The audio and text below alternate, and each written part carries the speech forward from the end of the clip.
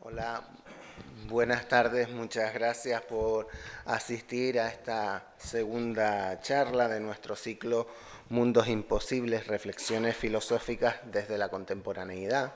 Quiero también agradecer, como siempre hago, el impecable trabajo de Nuria en la gestión y en la coordinación de las actividades.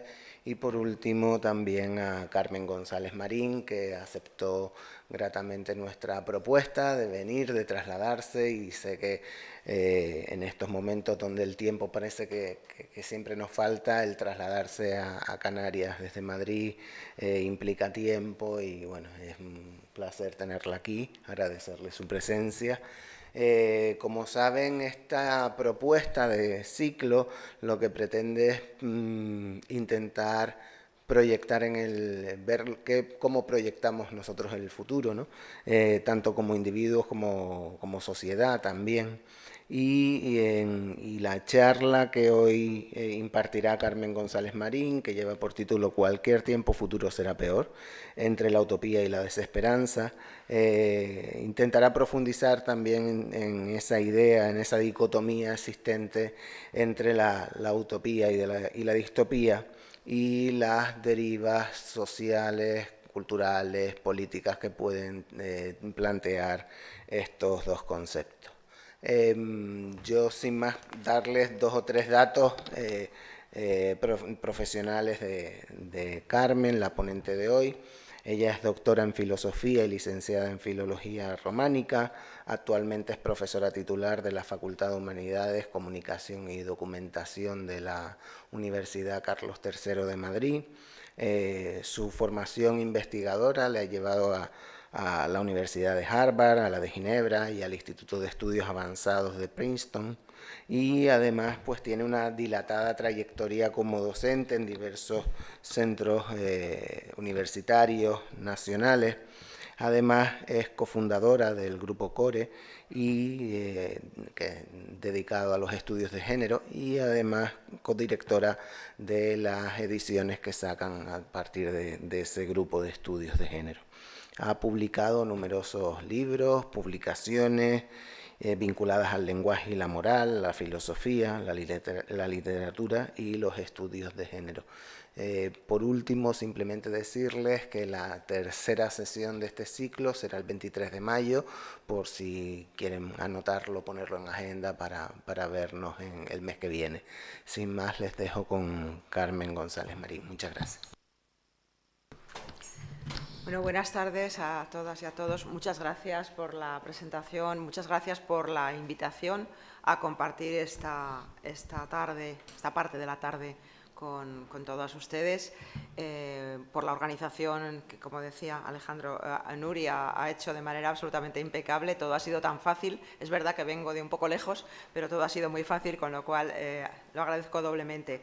Y sobre todo me encanta estar aquí por primera vez. En mi ya bastante larga vida no había tenido ocasión de venir a Las Palmas, así que estoy doblemente contenta por estar aquí con ustedes y por estar en Las Palmas también, aquí con ustedes. Bueno, efectivamente, como habrán visto en el anuncio y como acaba de decir Alejandro, bueno, el título de este encuentro no es especialmente optimista, ¿no? Bueno, es una pregunta, tampoco se dice nada negativo, ¿no? Cualquier tiempo futuro será peor. La respuesta puede ser no, claro, pero también la respuesta puede ser sí, ¿no? Entonces, yo he retitulado aquí, como ven, de una manera un tanto gratuita, quizá, tendremos que verlo, ¿no?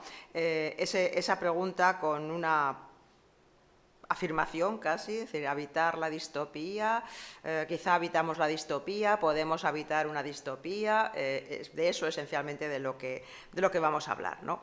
Pero fundamentalmente vamos a hablar de eso por una razón, porque creo que es bastante obvio, y sobre todo para quienes vamos cumpliendo años, o hemos cumplido unos cuantos ya, es bastante obvio que somos no solamente seres temporales, que eso es evidente, ¿no? Sino que somos tiempo prácticamente. Ya sé que suena muy poético, pero esencialmente estamos atravesados por el tiempo, somos tiempo de algún modo, ¿no? Y eso ya genera una serie de cuestiones interesantes que hay que abordar.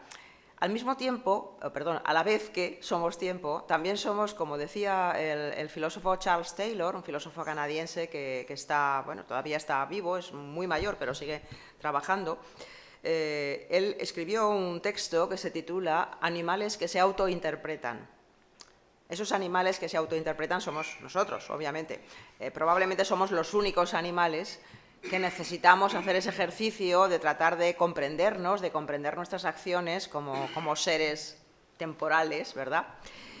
Y bueno, si a esto le sumamos que la temporalidad, el tiempo, nos genera, como decía hace un momento, algunos problemas. Por ejemplo, que aunque tenemos la impresión de vivir en el presente, en realidad el presente se nos escapa constantemente. Hay una anécdota de un escritor francés como de segunda categoría, que realmente no recuerdo y no he conseguido encontrar su nombre, pero la leí hace años y me pareció muy oportuna para traerla aquí, ¿no? Este señor, bueno, una vez fue interrogado por alguien, por una lectora, que le preguntó, ¿usted podría decirme exactamente qué edad tiene? Pues es una pregunta que nos interesa a veces hacer según a quién, ¿no? Y él respondió, señora, no le puedo decir eso, porque mi edad cambia constantemente. Evidentemente, cambia constantemente. Mi segundo de ahora ya no es el segundo en el que estoy hablando en este momento. Entonces, bueno, somos temporales, somos autoconscientes, necesitamos autointerpretarnos y al mismo tiempo el presente se nos escapa, ¿no? Quizá eso explica bastante bien que tendamos a proyectarnos o a mirar hacia el pasado o hacia el futuro, que son esos dos tiempos que parecen, bueno, el pasado parece abordable porque lo guardamos en la memoria de alguna manera. El futuro es menos abordable, pero parece que es una especie de promesa de, bueno, de seguir adelante, ¿no? Y en ese sentido, de nuevo, es razonable que nos preguntemos si esa especie de necesidad de mirar hacia el futuro o hacia el pasado tiene que ver con dos maneras o dos formas, dos fórmulas en las que organizamos nuestra visión de la historia, ¿no? Y del tiempo también. Una, la utopía; otra, la distopía. Probablemente, dicho así, no resulta plausible decir que, bueno, el pensamiento utópico es un pensamiento que mira hacia el futuro y el pensamiento distópico es aquel que mira hacia el pasado. Pero si refinamos un poco más la aproximación, quizás sí podríamos llegar a algo parecido. Por una razón que voy a mencionar solo de pasada, luego lo veremos más por extenso. Quizá por razones morales. Sabemos que tanto utopía como distopía son dos términos que están creados a partir del término topos, que significa espacio. O sea, utopía, bueno, anecdóticamente, el nombre común, utopía, como sabemos, viene de lo que no es un nombre común inicialmente, sino un nombre propio, es decir, la utopía de Tomás Moro, ¿no? Tomás Moro escribe su utopía. Aquí tenemos una reproducción de una de las ediciones, ¿no? Utopía Insulas figura. Entonces, ¿qué era la utopía de Tomás Moro? Una isla. Es decir, era un espacio, efectivamente, era un lugar, ¿no? También, en el caso, por ejemplo, de Francis Bacon, que también escribe La Nueva Atlántida, también hay un lugar. Quiero decir, la utopía parece que la pensamos en términos espaciales. Y la distopía, típicamente, si la consideramos lo contrario de la utopía, como se hace tantas veces, también parece que la estaríamos pensando en términos espaciales. No estoy tan segura de que sea así. Quizá la distopía tiene más que ver con el tiempo que la utopía, que tiene más que ver con el espacio. No obstante, es interesante también plantearse una cuestión, por otra parte, trivial. Es decir, ¿por qué pensamos la temporalidad? Porque, a fin de cuentas, la utopía es algo que supuestamente está en el futuro. ¿Por qué pensamos la temporalidad en términos espaciales, ¿no?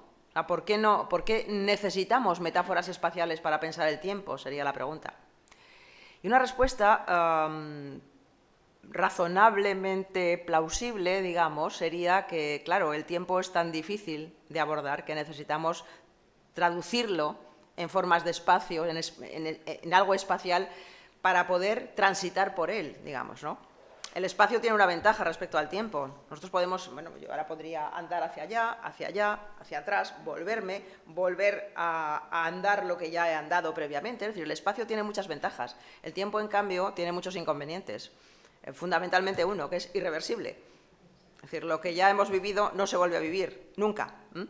Eso, por cierto, conecta perfectamente con otra bueno, otra concepción de nosotros mismos respecto de las acciones que podemos llegar a realizar, ¿no? O sea, la acción humana mimetiza de alguna manera y tiene propiedades en común precisamente con el tiempo, porque se desarrolla en el tiempo, ¿no?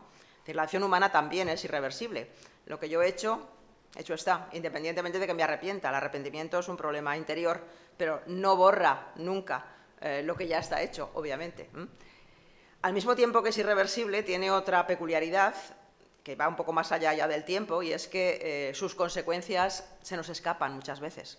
Es decir, no podemos controlar todas las consecuencias de nuestras acciones, lo cual es un problema también. De hecho, hay todo un capítulo del texto de Hannah Arendt que se tituló en los años 50 La condición humana, un libro muy, muy, muy interesante de leer, ¿no? Dedicado a encontrar procedimientos para paliar la angustia que nos produce precisamente las características de nuestras acciones, que son irreversibles y que sus resultados, sus consecuencias, no se pueden controlar, se nos van de las manos.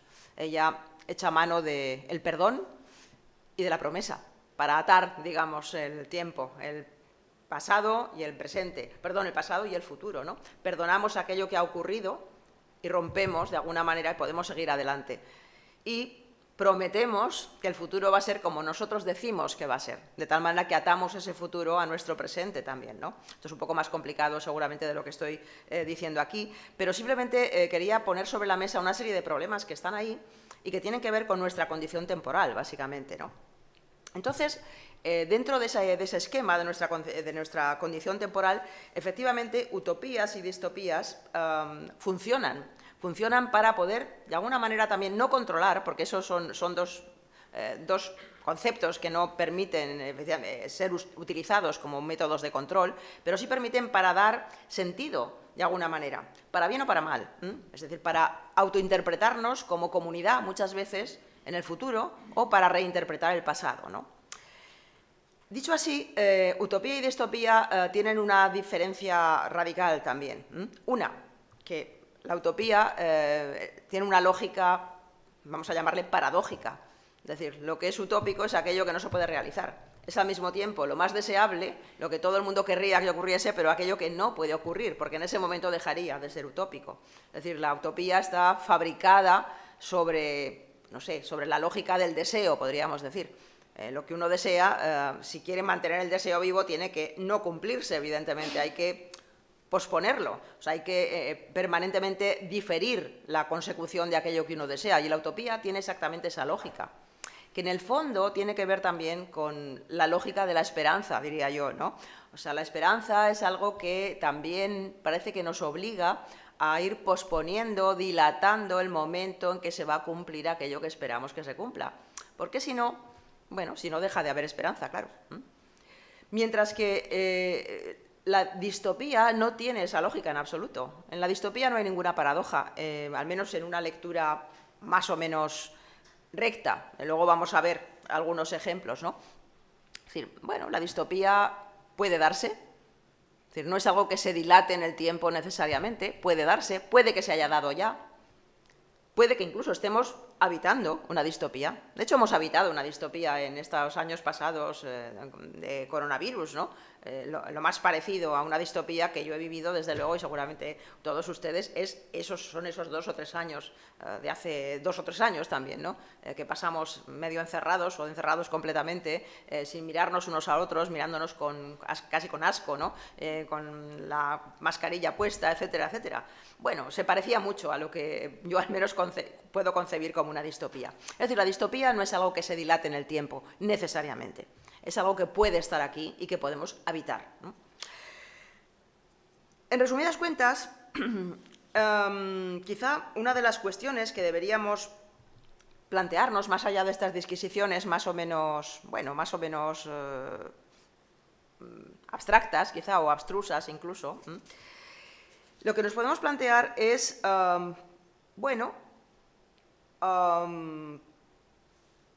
¿qué va a pasar? ¿Qué pasa? ¿Por qué necesitamos pensar esta pregunta, ¿no? O sea, ya sabemos que la utopía es necesaria para percibir una especie de mundo mejor. Si no tuviéramos utopías, si no hubiéramos tenido utopías políticas, seguramente no habrían ocurrido muchas de las cosas que han ocurrido, o no seguirían ocurriendo algunas cosas que ocurren, ciertamente, ¿no? Pero necesitamos al mismo tiempo, aparentemente al menos, pensar en esa posibilidad no nula, digamos, de un futuro peor, o de que todo lo que ocurra en el futuro va a ser peor. Que todo lo que ocurra en el futuro será peor, estamos acostumbrados a verlo en el cine. Yo aquí he traído solamente dos fotogramas de dos películas de ciencia ficción, por supuesto, Mad Max, etcétera, en las que lo que vemos efectivamente es un futuro más o menos terrorífico, lastrado por todo tipo de problemas, una especie de vuelta atrás, por otra parte, en el tiempo, o sea, donde un tiempo en el que ha desaparecido nuestras facilidades, ¿no? Una vida más o menos cómoda, incluso los conocimientos científicos. Es decir, bueno, tenemos costumbre de ver ese tipo de distopía, ¿no?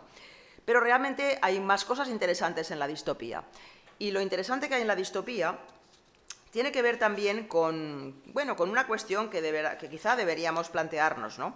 Una cuestión que es un poco más abstrusa, de nuevo, y que voy simplemente a mencionar, y otras menos abstrusas y mucho más interesantes que vamos a ver plasmadas en los ejemplos que voy a poner aquí sobre la mesa, ¿no?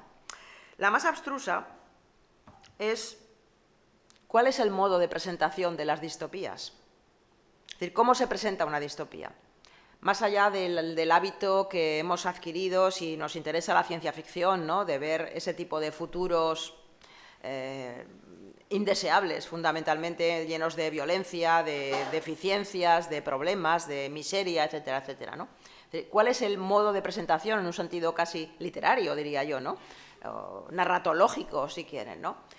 Y bueno, dándole vueltas, a mí se me ocurría que quizá las utopías, lo que son propiamente, o sea, el modo de presentación de las utopías y lo que son las utopías, por tanto, son parábolas. Tenemos, evidentemente, la idea de la parábola como las parábolas del reino de Dios, ¿no? Y hay un libro interesante de hace unos cuantos años de un intelectual, iba a decir filósofo, pero no es propiamente un filósofo tampoco, ¿no? Un intelectual italiano, se llama Giorgio Agamben. Este libro de Agamben se titula El tiempo que queda o El tiempo que resta, no recuerdo cómo lo han traducido en castellano, quizá El tiempo que resta, y trata esencialmente de la primera frase de la epístola a los romanos de San Pablo. O sea, no es que Agamben es un filólogo ciertamente, pero no es que esté especialmente interesado en descifrar y en destripar la primera frase de la epístola a los romanos, que es la primera epístola, por otra parte, de San Pablo, ¿no? Sino que lo que intenta hacer es encontrar procedimientos para hablar del tiempo con ayuda de eso, ¿no? Y sobre todo por una razón, porque a fin de cuentas San Pablo, amén de ser el creador del cristianismo, básicamente, ¿no? Como estructura, es alguien que se ha puesto de moda, se puso de moda a finales del siglo XX y sigue más o menos de moda, porque también inventó otra cosa mucho más interesante desde el punto de vista político, que es el universalismo. O sea, es realmente el inventor del universalismo, cuando dice cosas tan interesantes como no hay hombre ni mujer, ni judío ni gentil, porque todos somos iguales a los ojos de Dios, claro. Ahí hay mucho que decir, pero ciertamente la idea de que todos somos iguales, por lo menos en un cierto tipo de mirada, es una idea políticamente muy rentable, como es obvio, y eso ha hecho que muchos pensadores, muchos de ellos marxistas, por cierto, como Zizek y Badiou y algunos otros, se hayan ocupado de San Pablo como pensador político, digamos, ¿no? Bueno, esto es lo anecdótico, cierro este paréntesis y voy a lo que iba. En ese texto que mencionaba, El tiempo que queda, o El tiempo que resta, Giorgio Agamben habla de parábolas, y habla de las parábolas del reino de Dios para decirnos lo siguiente, que claro, pensemos en las parábolas que nos pueden venir a la cabeza, la del grano de mostaza. El reino de Dios es como un grano de mostaza, ¿no? O el reino de Dios es como un labrador que sembró. El reino de Dios es como un padre que tenía 3 hijos y a cada uno de ellos le dio una moneda. Y a ver qué pasó con aquello, ¿no? La famosa parábola de los talentos. Y Agamben dice, bueno, lo que vemos en este tipo de relatos, y me pregunta si eso también lo vemos en las distopías, lo que vemos en ese tipo de relatos, en las parábolas del reino de Dios, es que hay muy poca distancia entre el signo y lo que significa el signo. Es decir, el signo es el grano de mostaza, es decir, las metáforas que se utilizan en las parábolas, o el sembrador, etcétera, etcétera. Entre eso y lo que significa, es decir, el reino de Dios, según Agamben hay una distancia prácticamente nula, casi nula. ¿Por qué? Porque en el fondo dice tanto el grano de mostaza como metáfora, como el reino de Dios, es también una metáfora y ambos viven en el mismo ámbito, es decir, en el lenguaje. O sea, es como un encuentro entre dos elementos que viven en el mismo territorio, digamos, que es el territorio del lenguaje. Entonces, la pregunta que yo me hacía, y que no necesariamente tenemos que respondernos, porque igual además no les interesa mucho, es si cuando hablamos de distopías estamos hablando también de parábolas. Lo dejamos para el final, si acaso, por si les interesa discutirlo. En cualquier caso, lo que es verdad es que hay otras preguntas mucho más elementales y no menos interesantes, quizá más interesantes. La primera y principal es, ¿para qué distopías? O sea, ¿por qué se nos ocurre escribir textos distópicos o hacer películas distópicas? Es decir, ¿por qué necesitamos las distopías? Y quizá aquí la respuesta, como digo, es bastante más obvia, pero seguramente no menos importante. Y quizá una de las respuestas, al menos obvia, es, bueno, las distopías sirven ¿para qué? Para llamarnos la atención acerca de lo que puede ocurrir o de lo que ya ha ocurrido, es decir, para advertirnos, como una especie de mensaje admonitorio, para hacernos caer en la cuenta, por lo tanto, de aquello que a lo mejor no estamos viendo, es decir, para desalienarnos, quizá podríamos decir también en un cierto sentido, y quizá para conjurar el miedo a lo que puede pasar como algo malo. Quizás es uno de los sentidos también de la distopía, ¿no?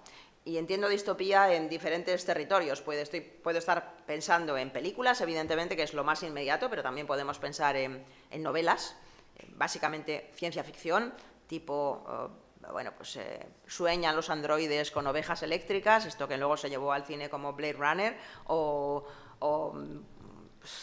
Yo, Robot, por ejemplo, que es otra novela que también se llevó al cine, etcétera, etcétera, ¿no? O, en fin, hay muchos tipos de textos distintos, incluso uno que voy a mencionar al final, ¿verdad?, que no es ni una novela ni una película, sino un texto filosófico, pero que creo que también es un modelo perfecto de distopía, ¿no?, como veremos.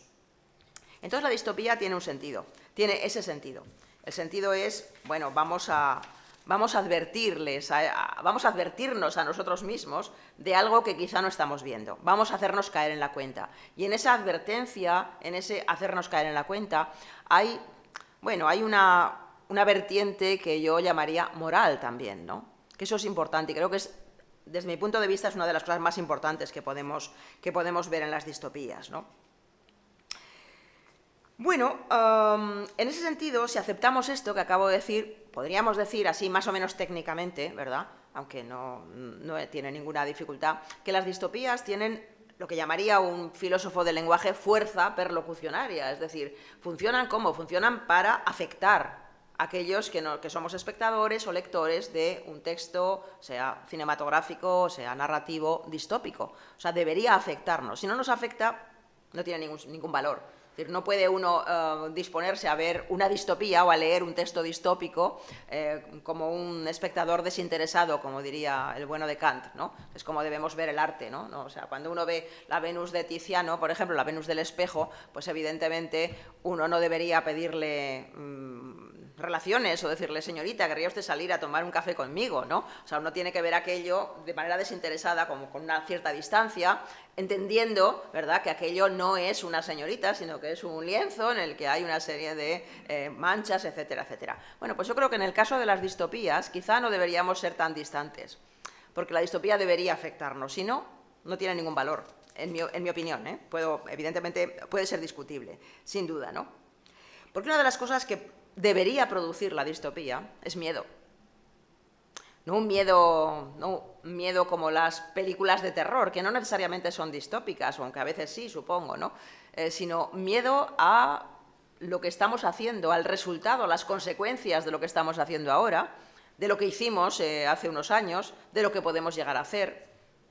Es decir, un miedo que tenga una serie de consecuencias positivas también, es decir, que nos haga caer en la cuenta de algo malo que quizá nos permite evitarlo de alguna forma, ¿no?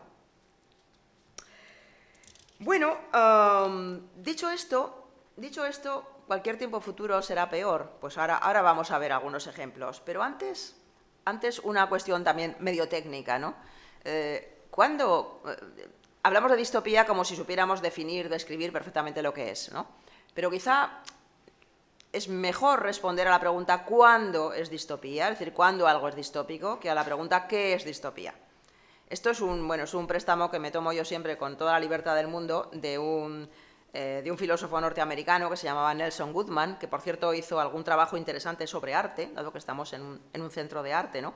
Escribió un libro en los 60 titulado Lenguajes del arte, que es un libro fantástico, y luego escribió en los 80 otro libro pequeñito titulado Maneras de hacer mundos, que también no va solamente de arte, pero también tiene elementos que tienen que ver con el mundo del arte, ¿no? Y con la creación de alguna forma. Y bueno, Nelson Goodman precisamente se planteó la pregunta por el arte de esa manera. No, ¿qué es el arte? Que es lo que les gustaba a los antiguos, a los griegos, a grandes preguntas. ¿Qué es la justicia? ¿Qué es la libertad? ¿Qué es el bien? ¿Qué es la verdad? Preguntas a las que se responde muy mal en general, y si no, nos seguiríamos preguntándonos aquello. Ya había respondido Platón y estaríamos tan contentos, si no es así, ¿no? Es mejor quizá ese tipo de pregunta como oblicua, ¿no? ¿Cuándo es arte? Que es la pregunta que se plantea Goodman, ¿no? Y a mí me parece que en este caso también podríamos plantearnos la pregunta sobre la distopía así. ¿Cuándo es distopía? No qué es una distopía, ¿no? Entonces, ¿cuándo es distopía? Bueno, es distopía cuando se produce, cuando se presenta, cuando tenemos ante los ojos un estado de cosas totalizador, digamos, que lo engloba todo de manera negativa. Es decir, normalmente en las distopías lo que encontramos son guerras, violencias, catástrofes, miseria, etcétera, etcétera, etcétera.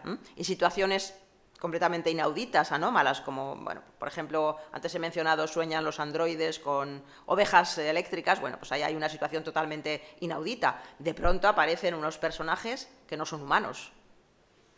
Hay androides, efectivamente. Cosa que, por cierto, en este momento debería hacernos pensar, porque ahora tenemos androides. No es que, creo que aquí no hay androides, ¿verdad? Pero no digo yo que dentro de poco no podamos encontrarnos una sala en la que hay una serie de personas, algunas de las cuales son androides, ¿no? O sea, podemos convivir con androides en este momento. Podemos, es muy desagradable dicho así, ¿verdad? Pero podemos comprarnos una pareja androide. Hay chicas y también hay chicos. Las chicas tienen más éxito, creo, pero en fin, hay páginas web donde uno ya se puede comprar por unos 6.000, 12.000 dólares una pareja, ¿no? Androide, con inteligencia artificial, con lo cual puede responder a lo que le decimos, leernos poemas, etcétera, ¿no? Esto no es una, ya saben que no es una exageración, ¿no? Es decir, la distopía puede...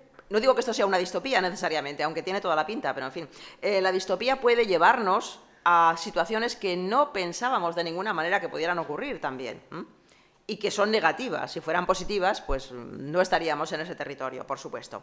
Pero fundamentalmente, quizá hay una cosa que es más importante que todas las demás, que la miseria, la violencia, la guerra, etcétera, etcétera, y es la falta de conciencia de la situación distópica. Al menos en uno de los casos, quizá en todos los casos, excepto en uno, que vamos a ver a continuación, solo son 3, o sea, no me voy a extender muchísimo, hay un ejemplo de ese tipo. La falta de conciencia, es decir, la alienación de los individuos que viven en una distopía, ¿no? Que podemos ser, de hecho, podemos ser nosotros, lamentablemente también, ¿no? Bueno, visto así entonces... Vamos a los ejemplos porque quizá esto nos da luego la oportunidad también de discutir, bueno, o no, pero que sí, ¿no? Yo me he planteado 3 ejemplos. Luego, la verdad es que venía pensando, mientras venía en el vuelo, que quizá debería añadir un cuarto ejemplo, pero para no cansarnos voy a quedarme con los 3 que tenía en mente, ¿no? El primero es una película. Se tituló así, Things to Come, 1938, año también interesante, perdón, 1936. El segundo es un texto, es un relato bastante breve, que se llama así, Himno, 1938, estamos en la misma franja, ¿verdad?, histórica. Y el tercero, en cambio, es mucho más antiguo. En realidad se llama Meditaciones metafísicas y es un texto de Descartes. Al menos un trozo de un texto de Descartes, ¿no? Bueno, ¿por qué estos 3 textos? Porque creo que entre los 3, primero, nos permiten responder a esa pregunta ¿cuándo es distopía?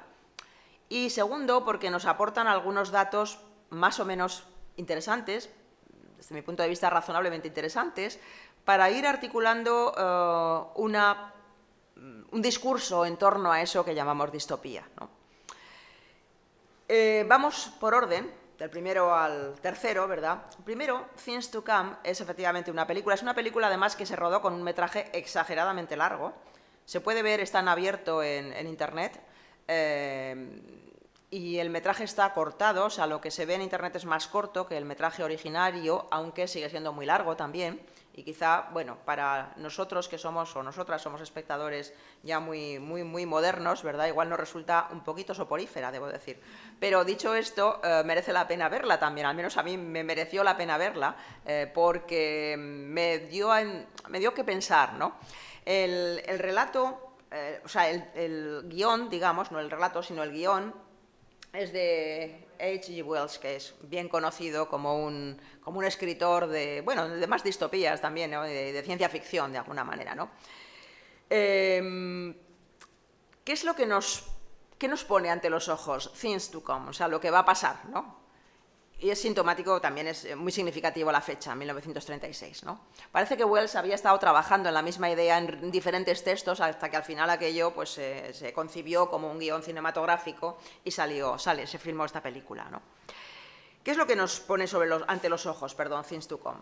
Bueno, lo que nos pone ante los ojos es una realidad inesperada, aparentemente, una realidad que un filósofo así suficientemente sofisticado y francés, o francés sofisticado, diría es un acontecimiento. El término acontecimiento, que es una palabra de uso común, nosotros decimos de vez en cuando que ha habido un acontecimiento, ¿verdad? Bueno, pues para ciertos filósofos franceses contemporáneos se acaba convirtiendo en un término cuasi técnico, ¿no? Acontecimiento, ¿qué es? Es algo que ocurre en el tiempo, evidentemente, y eso es lo normal, pero es algo que ocurre en el tiempo y que rompe, de alguna manera, digamos, la cadena causal, lo que se supone que tendría que ocurrir, lo que está ocurriendo. O sea, es una especie de ruptura en el tiempo. Entonces yo creo que Things to Come, esta película, da la impresión de entrada que nos pone precisamente ante un acontecimiento. ¿Por qué digo esto? Porque aparecen las primeras escenas, son una familia, con unos niños muy ricos allí jugando, porque es Navidad, ahí debajo del árbol de Navidad, tienen invitados y todo está muy bien. Pero a alguno de los invitados se le antoja decir una cosa desagradable, como igual vamos a entrar en guerra. Tenía razón, íbamos a entrar en guerra, ciertamente. No en el 36 en Europa, pero sí un poquito después, ¿no? Y efectivamente, de pronto se rompe esa especie de armonía familiar, esa luz, ¿no?, que parece que se está viviendo en esa casa, porque efectivamente estalla la guerra. Estalla la guerra y evidentemente todos esos personajes que estaban tan contentos celebrando la Navidad tienen que acabar yéndose al frente, ¿no? Es decir, en realidad, la pregunta entonces es, ¿realmente esto es un acontecimiento en este sentido? ¿Rompe el curso de la historia? Seguramente no. Las guerras no son acontecimientos en ese sentido, no pasan de manera casual. Es decir, las guerras ocurren por algo. O sea, nunca se declara una guerra sin ningún motivo, que yo sepa. Aunque sea un motivo que nos puede parecer absolutamente intolerable, increíble y poco racional, pero evidentemente hay alguna motivación, pasa una serie de cosas antes de que se declare una guerra. Y ahí también parece que la guerra se barruntaba, porque ya había uno de los comensales de aquella cena navideña que sabía que iba a pasar eso, ¿no? Pero sin embargo los otros lo viven como si fuera algo que no tiene que ver con ellos, ¿no? Dicho esto, esa guerra evidentemente, y la película en ese sentido tiene mucha gracia porque se prolonga hasta el año 2026. Se supone que empieza en 1940, o sea, el guión no comienza la historia en 1936, sino en 1940, y termina en 2026, si no recuerdo mal. Entonces, bueno, en toda esa enorme cantidad de tiempo, claro, pasan muchas cosas. Lo primero que pasa es que efectivamente la guerra produce una situación realmente distópica. Lo único que vemos es una comunidad, un lugar que se llama Everyland, es decir, todos los sitios, vamos, ¿verdad?, pero sin ninguno en particular, en el que después de la guerra pues, se ha producido una situación de miseria radical, al mismo tiempo se ha producido una situación de pandemia también radical. Es decir, aparece una enfermedad que le llaman the wandering sickness, es decir, la enfermedad de los deambuladores, ¿no?, que efectivamente produce eso. La gente va deambulando por las calles cuando se contagia hasta que muere. O sea, se convierte en una especie de zombies que van andando por la calle hasta que mueren. Entonces hay un personaje que de pronto, dado que no han encontrado cura, se le ocurre una cura radical, y es matar a los enfermos. de tal manera que se corta, evidentemente se corta la infección, ¿no? Bueno, aquí ahí tienen una fotografía, es un fotograma de ese momento en que todavía los enfermos andan deambulando como zombies, pero bueno, ya hay muchos por el suelo también, ¿no? Es decir, bueno, este personaje que tiene esa ocurrencia y que corta efectivamente la transmisión, felizmente, ¿verdad?, se acaba convirtiendo en the boss, ¿no?, el jefe, el caudillo, y acaba generando una situación también bastante terrorífica desde muchos puntos de vista, ¿no? Pero todo eso continúa en el tiempo, siguen pasando los años y los decenios, y bueno, en esa comunidad en la que han ocurrido todas estas desgracias, hay también una voluntad de salir al exterior, de alguna manera, en un momento determinado. Entonces necesitan aviones, pero no tienen ingenieros, porque entre las muchas desgracias que ha habido es que el único ingeniero que había ha huido de por allí, ¿no? Entonces, al final acaban consiguiendo, con una serie de episodios más o menos rocambolescos, que no les voy a contar aquí, ¿verdad?, acaban consiguiendo que efectivamente se fabrique algún tipo de avión, pero aquello sale mal también, y finalmente una escuadrilla que viene de fuera, no se sabe de dónde, pero viene de fuera. Luego aprendemos que sí, que viene de aquí, de esta especie de mundo nuevo, totalmente. Bueno, esa escuadrilla acaba limpiando, digamos, esa especie de miseria a la que están sometidos los personajes de Everyland, ¿no? Y aparece un mundo nuevo. Claro, el mundo nuevo, ¿qué es? Es este mundo. Aquí, como hemos avanzado muchísimo en el tiempo, estamos ya en 2026, ¿no? El jefe de este mundo, el boss, de nuevo, no se llama el boss en este caso, pero es el jefe, el caudillo de ese mundo, es justamente un científico, que es un pariente lejano de un científico que hubo en su momento, en los inicios de la enfermedad, ¿verdad?, en esa comunidad tremendamente distópica. Y el problema es que, aunque todo parece muy bonito, lo que vemos es un conjunto de personajes que visten de manera absolutamente homogénea, de una forma, lo que podía uno pensar en los años 30 que sería el futuro, ¿no? Es decir, con unas sombreras muy grandes, una ropa muy clara, como la película es en blanco y negro tampoco se ve muy bien, no sé si son colores pastel o simplemente son grises y blancos, ¿no? Pero parece que de pronto hay una rebelión, la gente no está contenta. Todo va bien, todo es armonioso, hay unos avances científicos extraordinarios, van a mandar a la luna a la hija del jefe, de hecho, ¿no? Bueno, todo está muy bien, incluso son como feministas, porque quien va a ir a la luna es la hija del jefe, pero la gente no está contenta, ya hay una rebelión, ya ahí termina. Es decir, entonces, ¿qué aprendemos?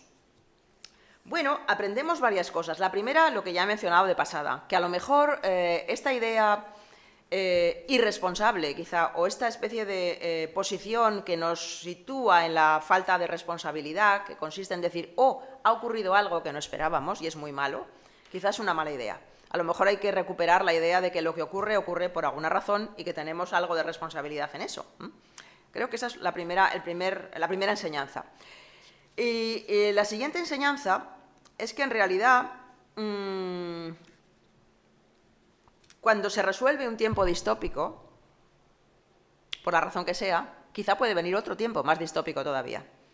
Es decir, cambiar las tornas, como ocurre en este ejemplo, no significa que lo que viene a continuación sea mejor que lo que hemos dejado atrás. Parece mejor, es más limpio, digamos, si no hay enfermos, zombies paseando por esta especie de estructuras extrañas arquitectónicas, se supone que viven además debajo de la tierra, porque evidentemente ha habido todo tipo de catástrofes, ¿no?, mientras tanto. Pero realmente quizá eso que parece la utopía a la que se aspiraba, en realidad se convierte de nuevo en una distopía. Por lo tanto, la fuerza de la distopía está ahí como segundo aprendizaje también, ¿no? Y, bueno, quizá no de manera muy explícita, pero evidentemente al espectador o a la espectadora yo creo que le sugiere que efectivamente esto tiene un sentido. El sentido no es divertirnos, porque no es divertido. De hecho, es bastante aburrida en sí la película y además es molesta de ver, ¿no? ¿El sentido cuál es? El sentido es llamarnos la atención. El sentido es hacernos pensar en cuáles son nuestros proyectos de futuro y cuál es la responsabilidad que podemos tener en esos proyectos de futuro. Porque evidentemente, a fin de cuentas, de lo que se trata, frente a esa idea del acontecimiento que rompe el curso de la historia y que viene, no se sabe muy bien de dónde ni por qué razón, frente a eso, la idea fundamental aquí es que la agencia humana, es decir, las acciones humanas, son las responsables de todo lo que pasa, también de todo lo distópico, evidentemente. Segundo ejemplo, y voy acelerando porque tampoco quiero estar aquí toda la noche, claro, y ustedes tampoco. Segundo ejemplo. Segundo ejemplo es más accesible porque es mucho más breve, es un texto que se llama así, Himno, y la autora es Ayn Rand. Ayn Rand era una mujer que nace en Rusia, en la Unión Soviética, pero que emigra a los Estados Unidos. Y se le nota mucho las dos cosas, que ha conocido la Unión Soviética y que ha emigrado a Estados Unidos, ¿no? Entonces, cuando escribe este texto, Himno, en el año 1938, está intentando hacer una cosa bastante obvia, y es retratar una situación que ella considera distópica, que es la situación de la Unión Soviética que ella ha conocido. Entonces, ¿de qué va este texto? Este es un texto cortito, que también está en abierto, se puede leer en Internet, y es bastante legible y, bueno, es indicativo también de por dónde van los tiros en un modelo distópico, ¿no? Este texto va de lo siguiente. Aparece una comunidad, nadie sabe cómo se llama, nadie sabe en qué momento histórico, que no sabemos nada, ni lo sabemos nosotros como lectores, ni tampoco lo sabe el personaje que narra el texto. Está narrado en primera persona, por el protagonista, obviamente, y ese personaje, pues sabemos que es un joven que vive en esa comunidad, que pertenece a la Legión de los Barrenderos. Empezamos a saber enseguida que es una comunidad estrictamente cerrada, una comunidad en la que todo está pautado, en la que los individuos no tienen la libertad de elegir cuál es su futuro, sino que son conducidos a donde les corresponde después de haber pasado por una enseñanza básica, digamos, ¿no? Sabemos también que estos individuos carecen de eso que necesitamos para ser individuos, es decir, individualidad. Este personaje, que habla en primera persona, habla siempre en plural, hasta el final del texto prácticamente. Habla en plural porque él es uno más de un conjunto de individuos cuyos nombres, por cierto, coinciden. No tienen nombre propio. Los nombres de todos los individuos que pueblan esta comunidad son grandes palabras como libertad, igualdad, etcétera, etcétera, pero luego llevan unos dígitos, una especie de código de barras, ¿no? Para diferenciar a unos de otros. O sea, porque hay libertad 1, libertad 3, libertad 5, libertad 2500, etcétera, etcétera, ¿no? Ese es el único nombre que tienen. Y realmente en ese contexto parece que han desaparecido las relaciones humanas, digamos, individualizadas, si queremos decirlo así, ¿no? El amor, la amistad, es decir, todos son amigos, todos son hermanos. Todos hablan de sí mismos como hermanos de todos los hermanos, ¿no? Bueno, ¿cuál es el interés de esto? Aparte de plasmar una especie de mundo, efectivamente, visto así, bastante distópico, ¿no? Lo interesante es que en un momento determinado ocurre algo también. Tampoco es un acontecimiento de estos venido de no se sabe dónde, sino que es algo que ocurre por la deliberada actividad y acción de este protagonista. Este joven, que pertenece al grupo de los barrenderos y que por lo tanto no tiene nada que hacer más que barrer, ¿verdad?, un buen día decide salir de los límites de la comunidad. Es un joven un tanto rebelde, vamos a decirlo así, ¿no? Y cuando sale de los límites de la comunidad tiene muchísima suerte porque se encuentra un grandísimo avance tecnológico que no conocen en la comunidad. Eso que se encuentra es una bombilla. Como las bombillas perviven durante mucho tiempo, uno puede pensar que la bombilla llevaba allí a lo mejor 50 años, ¿no? Bombilla que funciona. Entonces, claro, el hombre evidentemente llega a la concepción de que ha encontrado algo fastuosamente importante y va corriendo a enseñárselo al Consejo de Sabios. Pero el Consejo de Sabios, en lugar de agradecerle el invento y haberle traído el invento, lo encarcela, lo castiga. Entonces, ese primer castigo es la primera vez que él cae en la cuenta de la situación en la que vive realmente. Es decir, no solamente no tienen interés en la bombilla, sino que consideran que alguien que se interese en la bombilla es un mal ciudadano de alguna manera y por lo tanto hay que castigarlo. El segundo momento en el que este protagonista cobra conciencia, digamos, de en qué situación está viviendo, es el momento en que se enamora. O sea, él descubre la ciencia y la tecnología, digamos, y el amor prácticamente al mismo tiempo. Entonces se enamora de una muchacha que lleva como nombre, no creo que es Libertad 3405, por ejemplo, ¿no? Y en un momento determinado él decide individualizarla y le pone un nombre propio, le llama La Dorada. Entonces este muchacho que ha encontrado una bombilla y ha encontrado a La Dorada, toma cartas en el asunto y huye con ella. Entonces, la huida de estos dos, de esta pareja, acaba generando, obviamente, no un mundo nuevo, sino acaba generando una vida nueva para esta pareja que huye. Ellos huyen y llegan a un lugar donde supuestamente hay casas o una casa en la que encuentran libros, cosa que tampoco era común en su comunidad. Y además de encontrar libros, encuentran las razones y la fuerza suficiente, diríamos, para bueno, pues para como un nuevo Prometeo él y una nueva Gea ella, ¿verdad?, que es como se autodenominan, para encuentra razones, para autoindividualizarse y acabar diciendo yo. De hecho, el final de este texto es muy llamativo, se lo voy a leer porque es bonito, ¿no? Dice, y aquí, en el portal de mi fortaleza, le llama fortaleza a ese lugar que ha encontrado, ¿no?,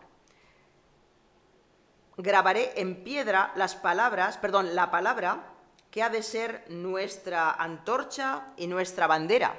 La palabra que ha de ser nuestra antorcha y nuestra bandera, de él y de ella, o sea, Prometeo y Gea. La palabra que nos hablará de nuestra bendición y de nuestro valor. La palabra que no morirá, aunque perezcamos todos los demás en la lucha. La palabra que no puede morir sobre esta tierra porque es su corazón, su espíritu y su gloria. La palabra sagrada, yo. Yo. Entonces, bueno, ese es el paseo, digamos, el pasaje que tiene que hacer este personaje para salir de la distopía. Entonces, ¿esto qué nos enseña? Nos enseña una cosa muy importante que vamos a ver a continuación en el tercer y último ejemplo, ¿no? Nos enseña que realmente las distopías no se pueden resolver desde dentro.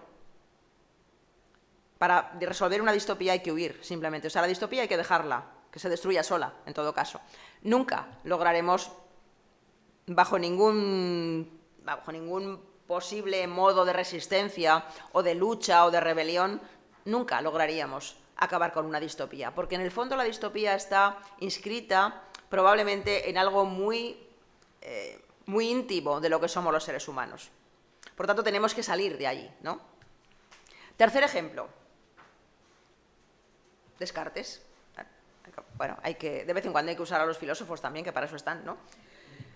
Meditaciones filosóficas o meditaciones metafísicas, más bien, ¿verdad? Bueno, este es el texto del año 1641, bien conocido, escrito en latín, o sea, es un texto muy sesudo. Ha sido denominado por un filósofo francés contemporáneo, por Jacques Derrida, novela. Jacques Derrida tiene un capítulo de uno de sus libros que se titula La novela de Descartes. Descartes no escribió nunca ninguna novela, propiamente, pero sí escribió las meditaciones metafísicas, entre otras cosas, ¿no? Entonces, ¿por qué alguien le puede llamar novela, más o menos seriamente? Pues por una razón obvia, ¿no? Porque si leemos el principio de las meditaciones metafísicas, nos da la impresión de que Descartes está haciendo algo que en nuestro vocabulario más o menos de andar por casa contemporáneo llamaríamos postureo. Es decir, claro, Descartes dice algo como lo siguiente, dice, bueno, ahora que ya tengo cierta edad, es verdad, tenía ya cierta edad, y que me he puesto a pensar, y yo he llegado a la conclusión de que igual todo lo que creía era falso.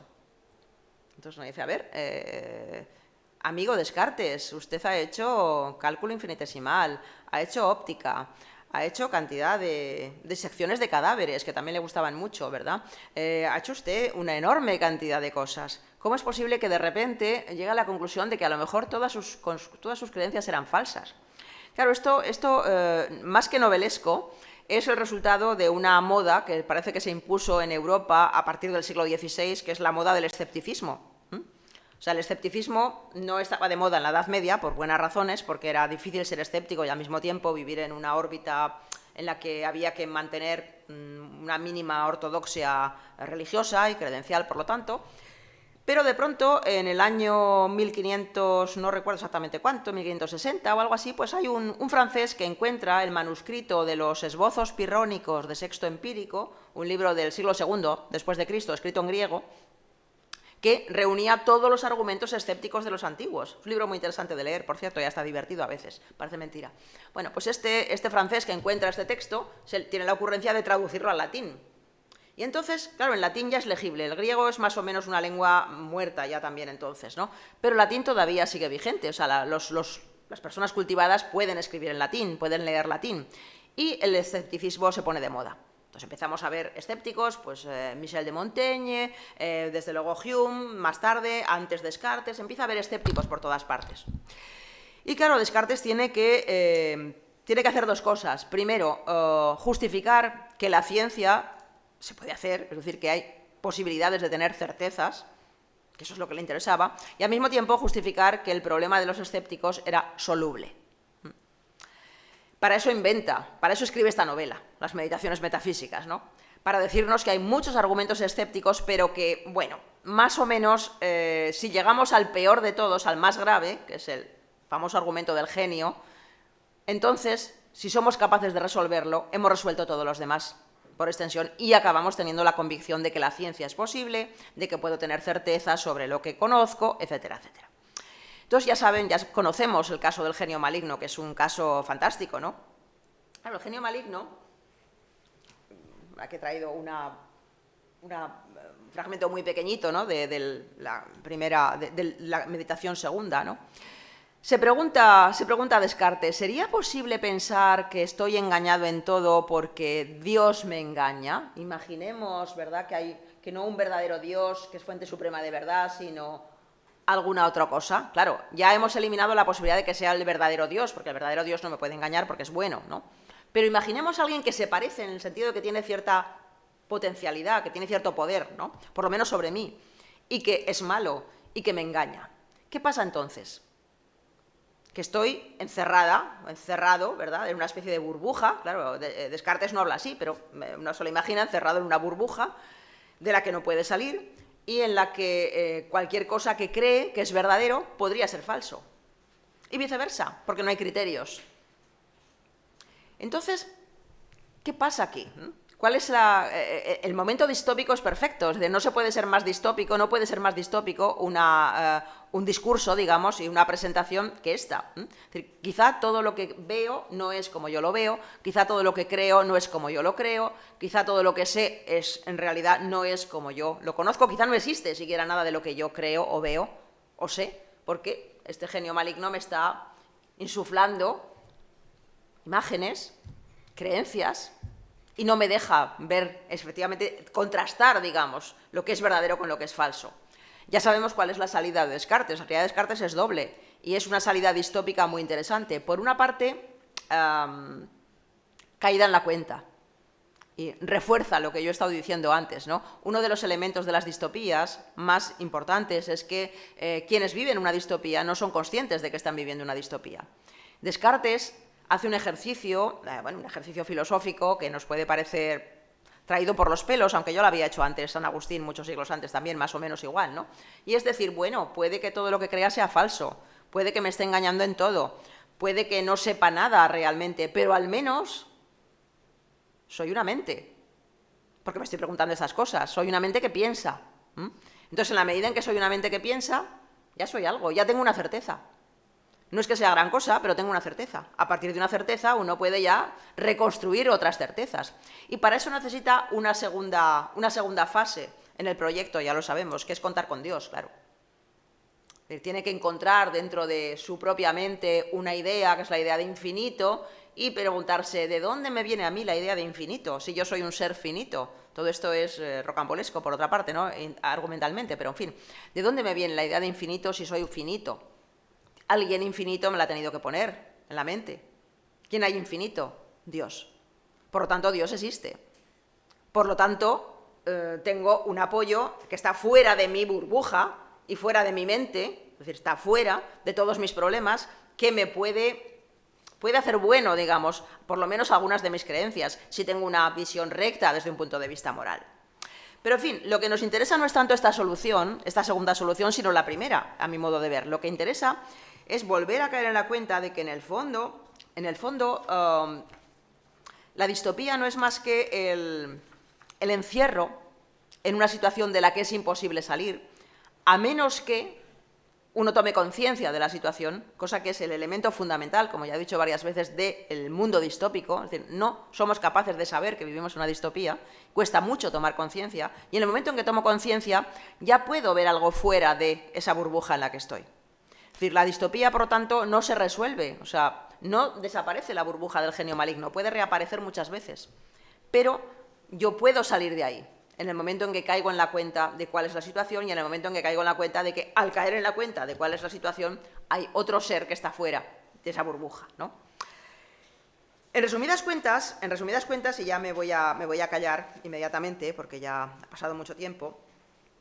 Claro, como veníamos diciendo, las distopías sirven para muchas cosas. El principal papel que puede que tenga una distopía es sencillamente el de amenazarnos, advertirnos, advertirnos de peligros, evidentemente, que quizá están en potencia pero que no vemos, asustarnos hasta cierto punto, porque las amenazas deben servir para eso, para asustarnos, pero asustarnos respecto de qué, no respecto del meteorito que puede venir pasado mañana y que no podemos hacer nada para remediarlo, ¿no? Sino de aquello que puede acontecer cuando no hacemos nada para remediar lo que estamos haciendo mal, esencialmente. En ese sentido, una vez más, creo que en el fondo lo más interesante de la distopía es el momento alienatorio, ese momento del que efectivamente sí podemos salir con un esfuerzo sobrehumano que luego nos permite salir realmente de ese mundo distópico, aunque el mundo distópico permanezca, ¿no? En resumidas cuentas, una vez más, quizá una de las cosas hacia las que nos llama la atención los textos, las películas, todos estos relatos distópicos, es a la posibilidad no nula, no demasiado remota, de que la distopía seamos nosotros mismos. Y, por lo tanto, que lo que tenemos que hacer es mirarnos bien dentro a ver qué es lo que estamos haciendo con nuestras vidas, ¿no? Y con nuestras vidas comunes también. Y me voy a callar aquí porque prefiero que discutamos ahora algunas cosas. Muchas gracias.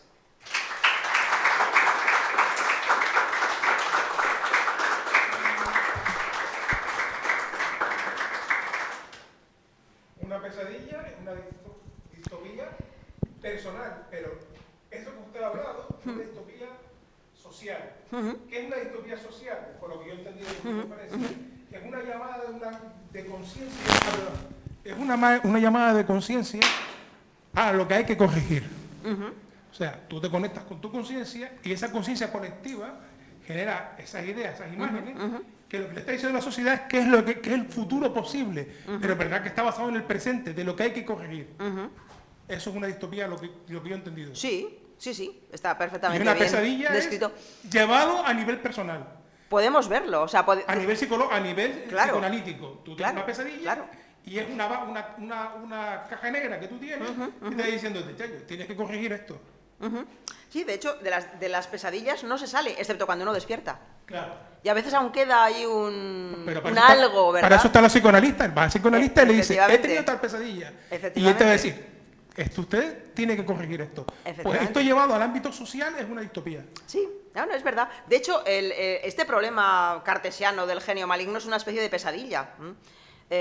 No literalmente, o sea, no se ha traducido literalmente, digamos, en el cine el problema del genio maligno, pero a través de otra metáfora o de otra alegoría, quizá mejor, que es la alegoría de los cerebros en un plato, que no sé si conocen, se ha llevado al cine Matrix. O sea, Matrix es el resultado de la idea del genio maligno, en último extremo, a través de una cosa que inventó un profesor de Harvard y que probablemente, casi segura, lo decía él mismo, quizá alguno de sus estudiantes ha sido alguno de los guionistas de Matrix, ¿no? Porque Matrix es eso, también es una especie de envoltura complicada. Y cualquier cosa, en realidad, podríamos casi pensar por extensión que cualquier momento, cualquier situación, mejor dicho, en la que uno realmente se encuentra atrapado, es distópica.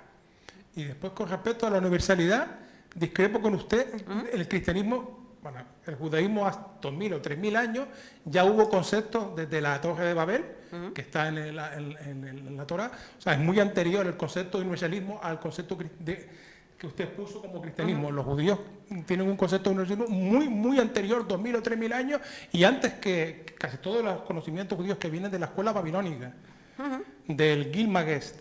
Ese libro, que es uno de los libros donde está basado básicamente la Torá, pues es un concepto muy anterior al universalismo que se propone en la Iglesia Católica, que son 2000 o 3000 años muy posteriores. Sí, no, estoy de acuerdo. Y, de hecho, probablemente de algún sitio tuvo que aprender también San Pablo lo que supuestamente aprendió. Lo que ha cogido es copiar y refundir conocimientos de 3000 años que venían del mundo judío. Claro. Hay una filtración. El cristianismo es una forma de judaísmo corregida, en cierto sentido, o modificada, o como quiera uno decirlo, ¿no? Se basa en conceptos judíos y lo que hace es que aporta una serie de...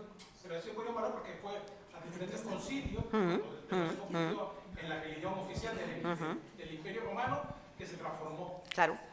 Sí, lo que pasa es que es curioso que efectivamente, probablemente por, bueno, pues no sé si por falta de atención o por lo que sea, pero quien ha quedado como el padre político, digamos, del universalismo es San Pablo, ¿no?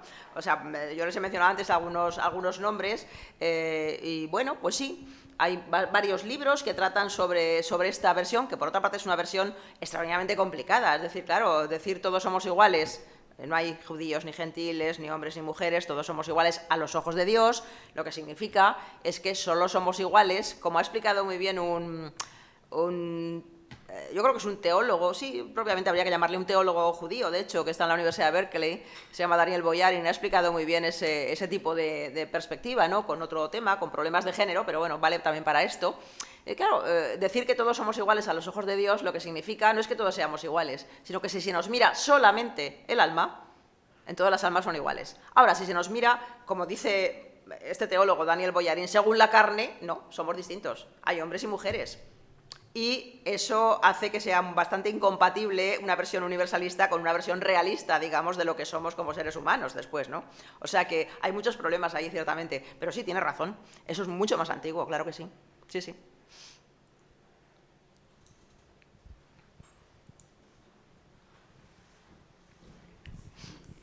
Bueno, lo primero de todo, felicitarla por la charla. Ha sido un enorme placer escucharla, además con esa claridad expositiva que se disfruta cuando uno tiene ante sí tan gran conferenciante.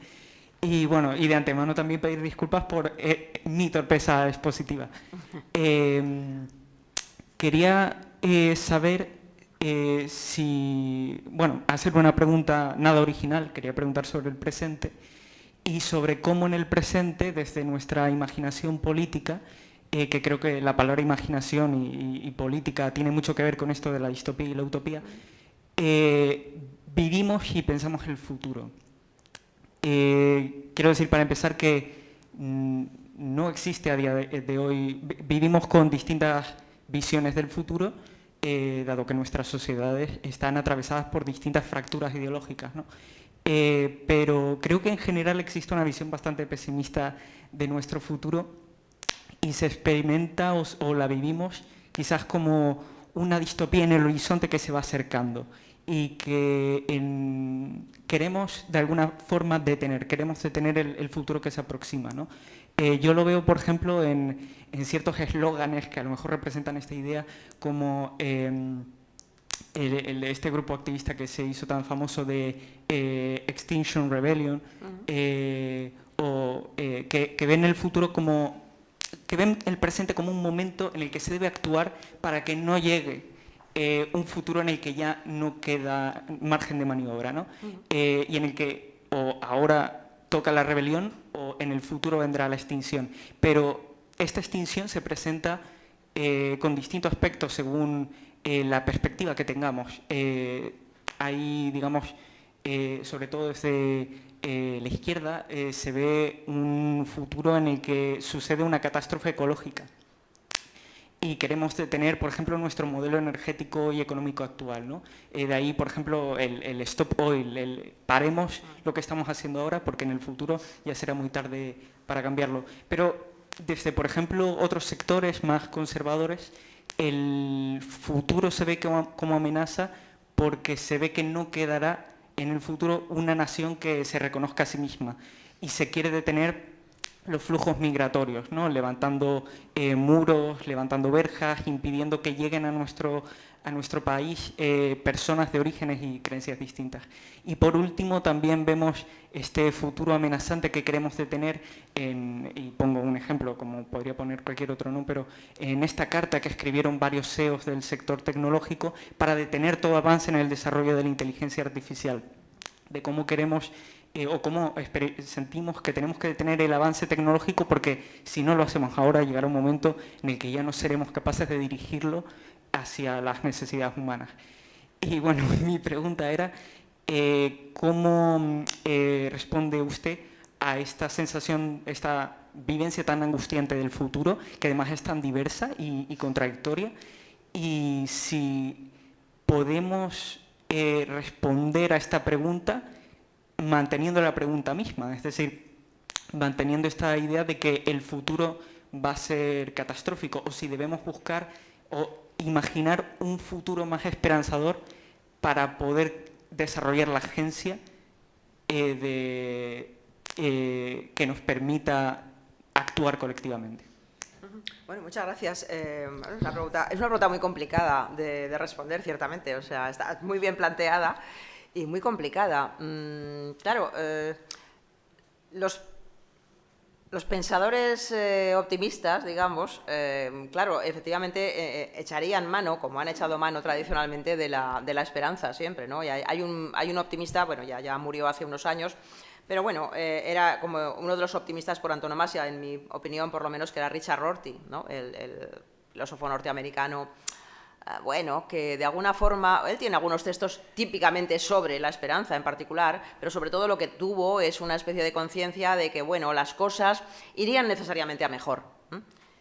Es verdad que estaba hablando un poquito antes de que se nos empezase a ocurrir estas ideas del colapso, ¿verdad?, del colapso ecológico, de que la inteligencia artificial estuviese por aquí más o menos conviviendo con nosotros. En fin, no había visto algunas de las cosas que probablemente, no sé si le habrían hecho cambiar de opinión, ¿no? Pero en el fondo, ¿qué es lo que deberíamos hacer? O sea, la pregunta más que nada es ¿qué deberíamos hacer? O sea, hacernos colapsólogos todos, que, claro, por ejemplo, en mi departamento hay colapsólogos, ¿no? Hay personas que se dedican estrictamente a pensar sobre el colapso, que me parece muy bien, por cierto, me parece muy interesante, o sencillamente... como decías, tú has utilizado una frase que la he apuntado, por eso, detener el presente, ¿no? Perdón, detener el futuro. O sea, quedarnos en el presente aquí anclados a ver qué pasa, a ver si no pasa nada, ¿no? Como si fuéramos un armadillo, con mucho cuidado, ¿no? Ninguna de las dos cosas en el fondo es rentable. Es decir, yo creo que no podemos hacer nada excepto tratar de ser honestos. Y ser honestos pasa por muchas cosas. O sea, pasa seguramente por renunciar a ciertas cosas, porque uno de los problemas que tenemos con los problemas ecológicos, evidentemente, es que es bastante fácil decir lo que habría que hacer, pero es bastante difícil hacerlo después, en el sentido de que eso obliga a vivir peor.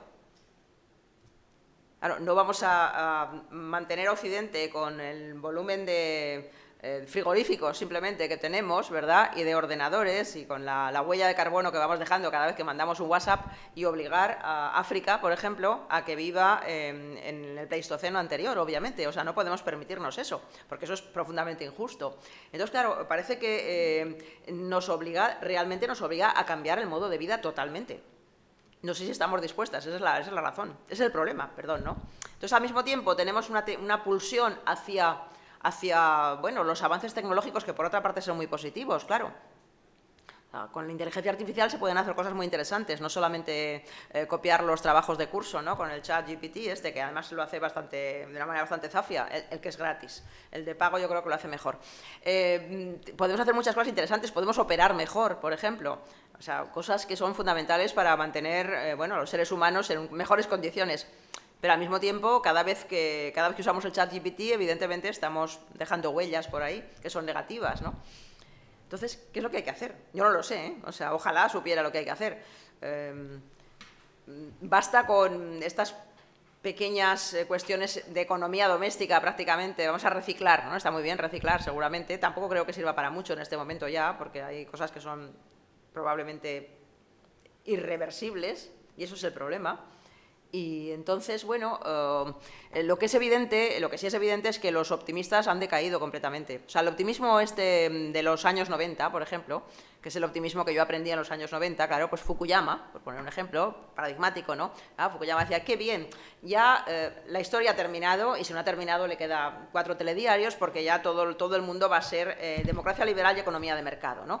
Con lo cual estamos en el mejor de los mundos posibles y ya está, ¿no? Esto es lo que evidentemente no tiene ninguna razón de ser, está completamente caducado, digamos, obsoleto como forma de pensar. Pero ¿cuál es la forma de pensar razonable?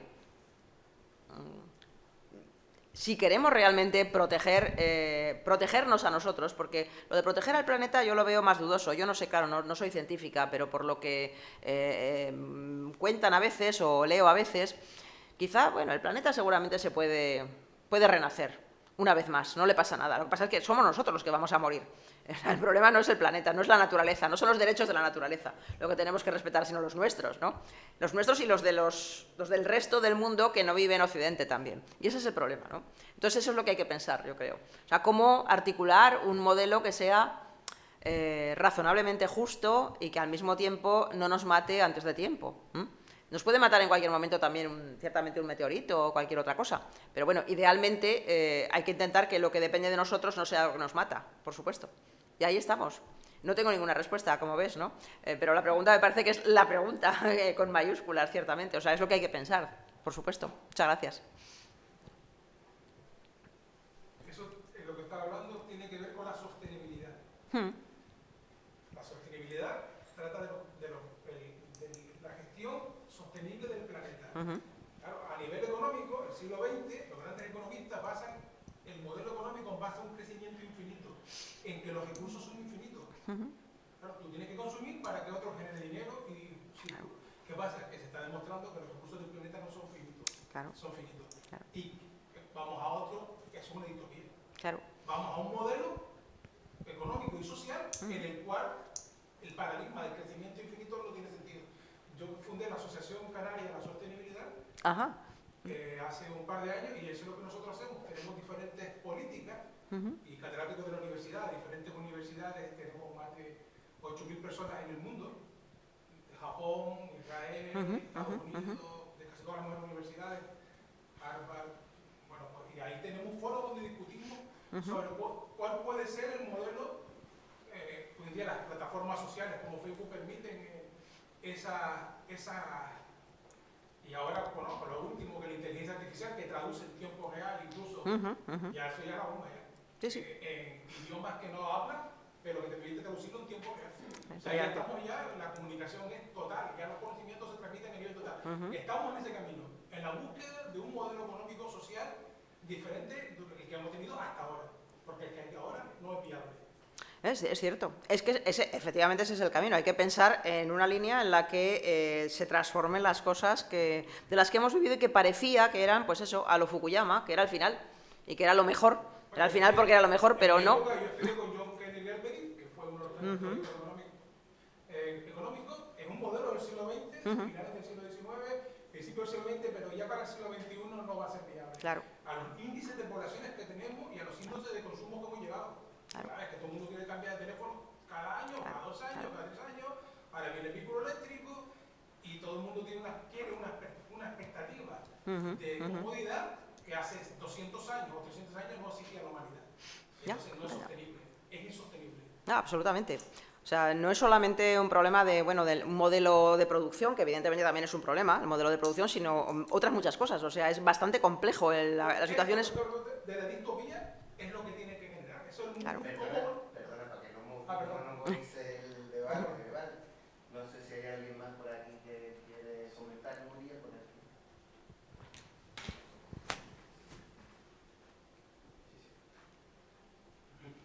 ¿Qué hago? No hace falta micro. No, sí. Vale. Gracias por la charla y por las intervenciones, y al hilo de lo que estabas diciendo, que me parece clave, ¿no? Estamos, de las cosas que me ha marcado, varios conceptos.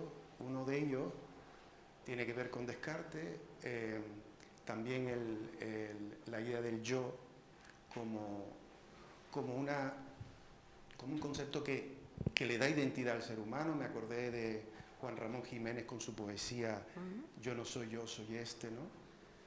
De lo permanente en nosotros, y vincularlo todo esto a los contenidos que estamos hablando. Estamos hablando de contenido, pero no estamos hablando de la esencia, quizás, que es el propio pensar. O sea, a mí me interesa este tema, por eso estoy aquí, y estoy intentando, pues, acercarme a esta distopía, porque estamos dentro de una distopía y no lo sabemos hasta el año que viene, como quien dice, ¿no?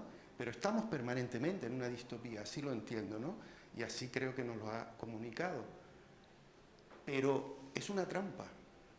Lo entiendo que es una trampa de ese ser que nos hace pequeños y que no nos hace pensar realmente. Entonces, yo creo que La circunstancia tiene que ver con reconocer el pensar, no como una disminución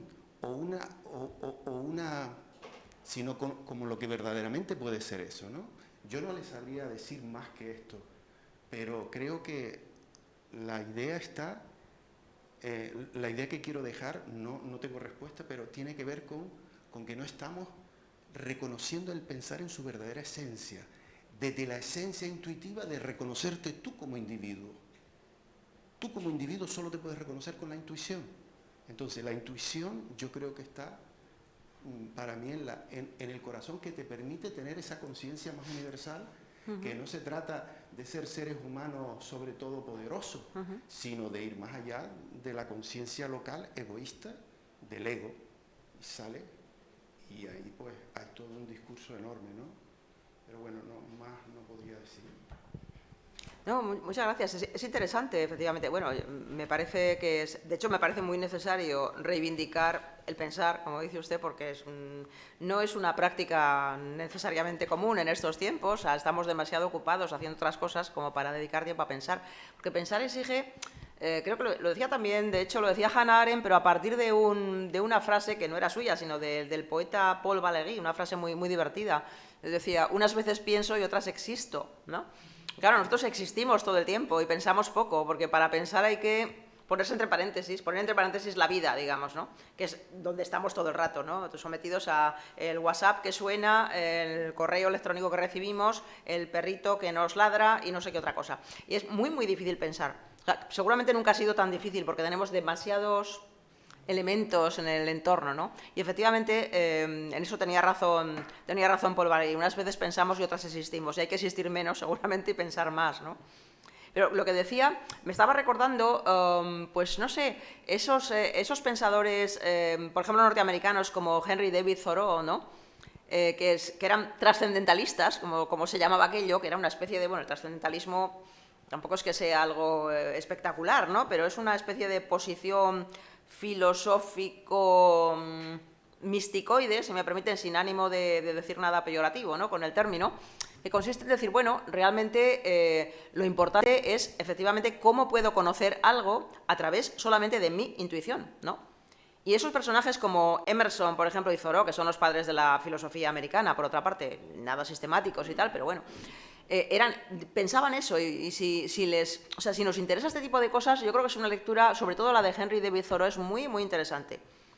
Era un individualista radical también, es decir, el yo también está ahí, pero es un yo que al mismo tiempo está perfectamente inscrito, sobre todo en el mundo natural, en el reconocimiento de que somos seres naturales y que tenemos que reconocernos unos a otros como seres naturales también, ¿no? Tiene un trozo de, no sé si son unos diarios, no recuerdo muy bien, tiene un trocito en el que dice una cosa muy graciosa, porque le debían de acusar de ser demasiado individualista, ¿no? De no, yo en mi casa tengo 3 sillas, una para la soledad, otra para la amistad y otra para la colectividad, de alguna manera, ¿no? O sea, la primera para mí, ¿no? Es la fundamental, pero luego en esa decreciente jerarquía también tengo otras, ¿no? Y es interesante y desde luego aplaudo absolutamente la reivindicación de pensar, creo que es fundamental. Es lo que hemos hecho filosóficamente, lo que se ha hecho filosóficamente desde los griegos y que cada vez hacemos menos. Pero hay que volver. Quizá una forma de decrecimiento también sería positiva para empezar a pensar un poco más, ¿no? Y también podemos pensar cómo decrecer, por supuesto, ¿no? Que muchas gracias. Ese fenómeno de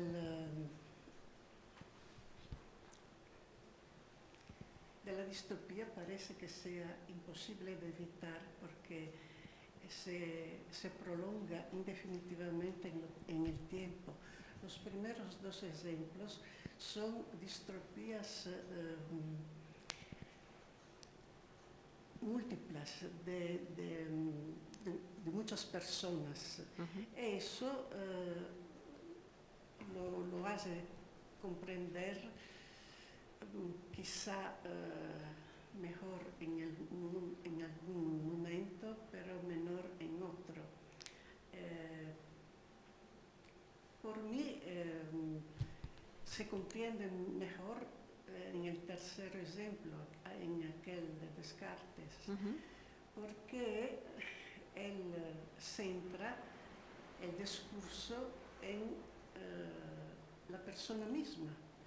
Es la persona misma que se construye de vez en vez ese involucro como un juego en torno de sí, en que se reduce todo para tener una vida menos complicada, más segura. Lo mismo que en los dos ejemplos primeros, hacían lo mismo, solo en una escala más grande. Lo que la solución descartiana es salir del juego y alargarse otra vez en el infinito. Solo que eso es posible solo por periodos breves, porque nuestra tensión por la seguridad es tal que siempre volvemos a formar ese involucro y después tenemos que romperlo y vas adelante así hasta la infinidad. Sí, gracias. Es una buena manera de verlo, ciertamente. O sea, probablemente lo que nos convierte en habitantes de distopías es, se podría decir casi la pereza, ¿no? Que usted dice, la necesidad de estar seguros. Pues la necesidad de estar seguros muchas veces se puede también llamar pereza. Pero claro, yo me encuentro más o menos tranquila en una cierta situación y no hago absolutamente nada para salir de ella, aunque la situación no sea buena. Porque el hábito nos permite también aguantar formas que son prácticamente distópicas, pero que se nos olvida que lo son, sencillamente, ¿no? O sea que sí, está muy bien visto, muy inteligente, gracias.